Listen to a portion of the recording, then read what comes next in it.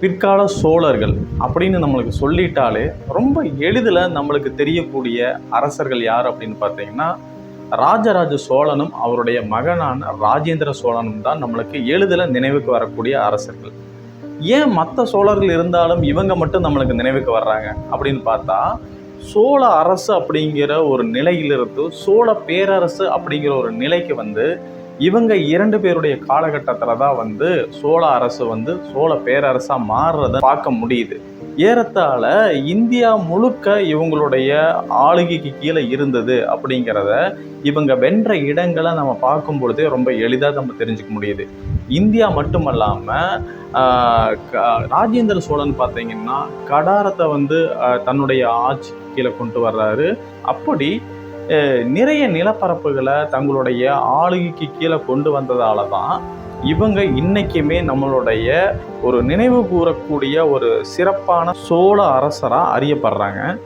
இவங்களுடைய நினைவு பறைசாற்றும் விதமாக இன்னைக்குமே இருக்கக்கூடிய அடையாளங்கள் என்ன அப்படின்னு பார்த்தா, தஞ்சையில் இருக்கக்கூடிய பெரிய கோயில் ராஜராஜ சோழனை இன்னைக்குமே நினைவு கூர்ந்துட்டு இருக்குது. அந்த கோயில் இருக்கக்கூடிய ஒவ்வொரு சிறப்பம்சமுமே ராஜராஜ சோழன் காலத்தில் எப்படி அவங்களுடைய நிர்வாகம் இருந்தது அப்படிங்கிறத ரொம்ப தெளிவாக அந்த கோயில் இருக்கக்கூடிய கல்வெட்டுகள் மூலமாக நம்ம தெரிஞ்சுக்கிறோம். அதே மாதிரி தான் ராஜேந்திரன் சோழன் அவங்களுடைய காலகட்டத்தில் கட்டப்பட்ட கங்கை கொண்ட சோழபுரம் கோயிலும் கூட பார்த்தீங்கன்னா இன்னைக்கும் ராஜேந்திர சோழனுடைய புகழை ரொம்ப தெளிவாக காட்டுறத நம்ம பார்க்க முடியுது. இப்படி இந்த 2 அரசர்களுமே பார்த்தீங்கன்னா சோழ பேரரசில் ஒரு மணிமகுடமாக திகழ்கிறாங்க அப்படின்னு தெரிஞ்சுக்கிறோம். நம்ம ஏற்கனவே பார்த்தீங்கன்னா சில காணொளிகள் தளிச்சேரி பெண்டுகளை பற்றி பேசியிருப்போம். இந்த தளிச்சேரி பெண்டுகள் யார், அவங்களுடைய பணி என்ன அப்படிங்கிறதெல்லாம் பேசியிருப்போம். தேவரடியார்கள் யார் அப்படிங்கிறதெல்லாம் பேசியிருப்போம்.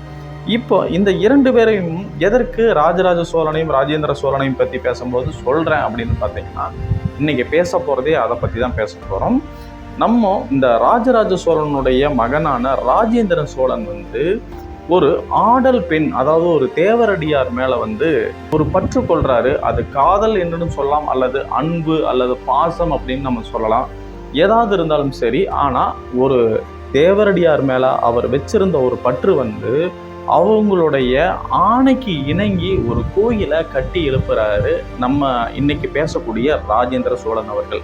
அவங்க கட்டின கோயில் எங்கே இருக்குது, அந்த கோயில் யாருடைய வேண்டுகோளுக்காக கட்டப்பட்டது அப்படிங்கிறதான் இன்னைக்கு நம்ம காணொலியில் பார்க்க போகிறோம். அதுக்கு முன்னாடி நீங்கள் உங்கள் யூடியூப் சேனலை சப்ஸ்கிரைப் பண்ணீங்கன்னா மறக்காமல் சப்ஸ்கிரைப் பண்ணிக்கங்க.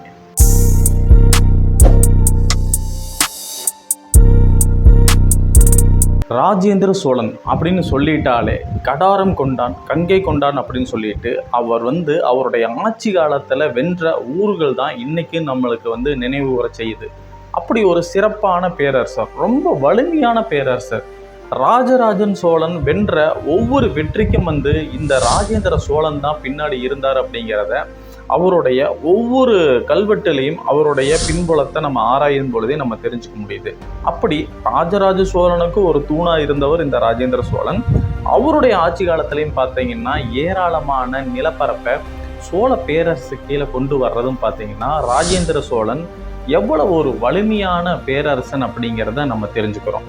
அப்படி ஒரு சிறப்பான ஒரு வலிமையான நிர்வாகத்தை தன்னுடைய ஆட்சி காலத்தில் பெற்றிருந்த ராஜேந்திர சோழன் கோயில்களும் நிறைய கட்டுறாரு. அப்படி அவர் கட்டின கோயில்களில் நிறைய நிலதானங்கள் கொடுக்குறாரு.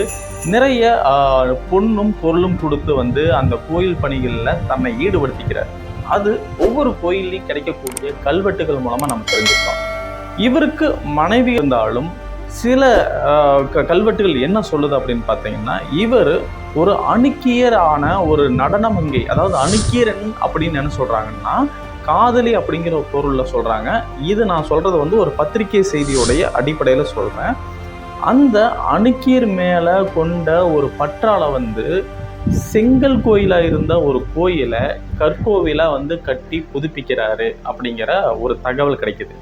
அந்த கோயில் எங்கே அமைஞ்சிருக்குது அப்படின்னு பார்த்தீங்கன்னா திருவாரூரில் அமைஞ்சிருக்கக்கூடிய தியாகேசர் கோயில் தான் செங்கல் கோயிலாக இருக்குது. இது பாருங்கள், 11ஆம் நூற்றாண்டு வாக்கில் இது நடக்குது.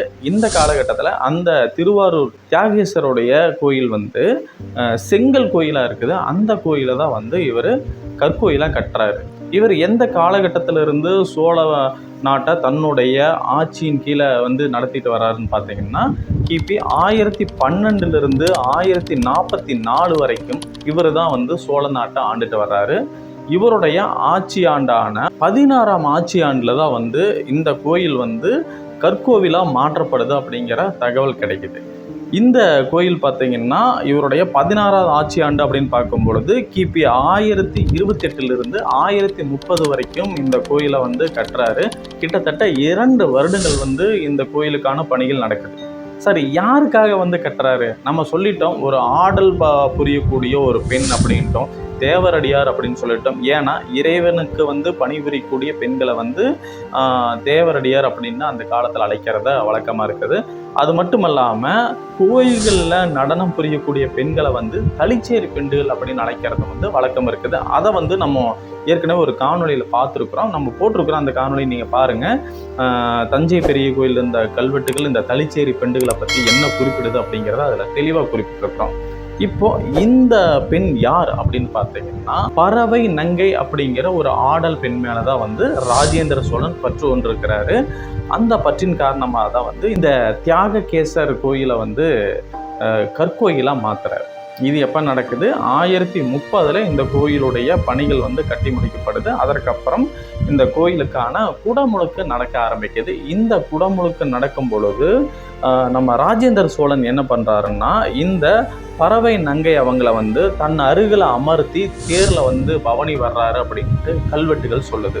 அப்படி அந்த குடமுழுக்கப்போ பறவை நங்கையை தன் அருகில் அமர்த்தி அவங்கள சிறப்பு செய்யும் பொழுது எந்த அளவுக்கு வந்து அவங்க மேலே பாசம் வச்சிருப்பார் அப்படிங்கிறத உணர முடியுது.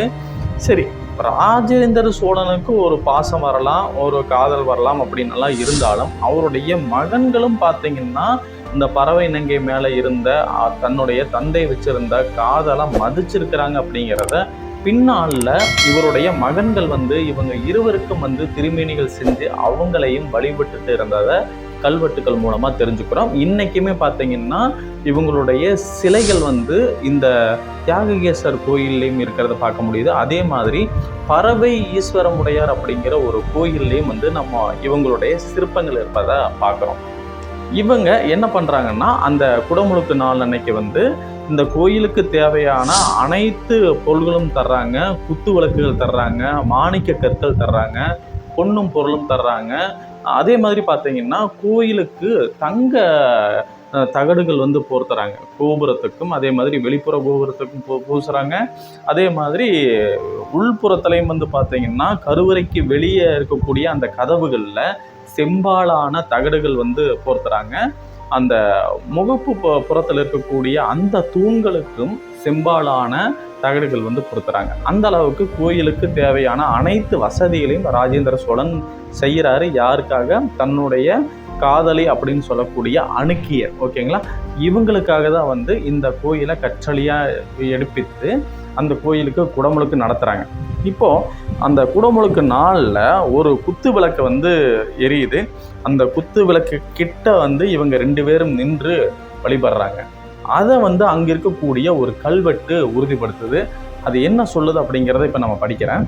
உடையார் ஸ்ரீ ராஜேந்திர சோழ தேவரும் அணுக்கியர் பறவை நங்கையாரும் நிற்குமிடத்து எரியும் குத்து விளக்கொன்றும் அப்படின்னு சொல்லிட்டு அங்கே இருக்கக்கூடிய ஒரு கல்வெட்டு வந்து அவங்க நின்ன இடத்துல ஒரு குத்து விளக்கு எரிஞ்சிட்டு இருக்குது, அந்த இடத்துல நின்றுதான் அவங்க வழிபட்டாங்க அப்படின்ட்டு அந்த இடத்தை உறுதிப்படுத்துது. இந்த தியாககேசர் கோயிலில் நம்ம ஏற்கனவே சொன்ன மாதிரி இந்த ராஜேந்திர சோழனுடைய மகனாக இருக்கக்கூடிய ராஜாதி ராஜன் தான் வந்து முதல்ல அந்த பறவை நங்கையாருக்கும் தன்னுடைய தந்தையான ராஜேந்திர சோழனுக்கும் வந்து கல்சிப்பம் எடுத்து அங்கே தினசரி பூஜைகள் அந்த சிலைகளுக்கு நடக்கணும் அப்படின்னு சொல்லிட்டு அதற்கான நிலங்களையும் நிபந்தங்களையும் வந்து கொடுத்தாங்க அப்படின்னு சொல்லிட்டு அந்த கோயில் இருக்கக்கூடிய கல்வெட்டு உறுதிப்படுத்துது. அது மட்டும் இல்லாமல் இவருடைய தம்பி யாரு, ராஜாதி ராஜனுடைய தம்பியான 2ஆம் ராஜேந்திரனும் பார்த்தீங்கன்னா இவங்களுக்காக ஒரு கற்சிற்பம் எடுக்கிறாரு. எந்த கோயிலில்? பறவை ஈஸ்வரமுடையார் அப்படிங்கிற ஒரு கோயிலில் பறவை நங்கையாருக்கும் ராஜேந்திர சோழனுக்கும் தனிச்சிற்பம் எடுத்து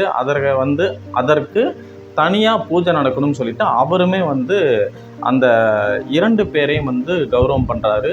இது ராஜேந்திர சோழன் தன்னுடைய வாழ்நாளுக்கு பின்னாடியும் இவங்க அதை தொடர்ந்து செஞ்சுட்டு வந்தாங்க அப்படிங்கிறத அங்கே கிடைக்கக்கூடிய கல்வெட்டுகள் மூலமாக தெரிஞ்சுக்கிறோம்.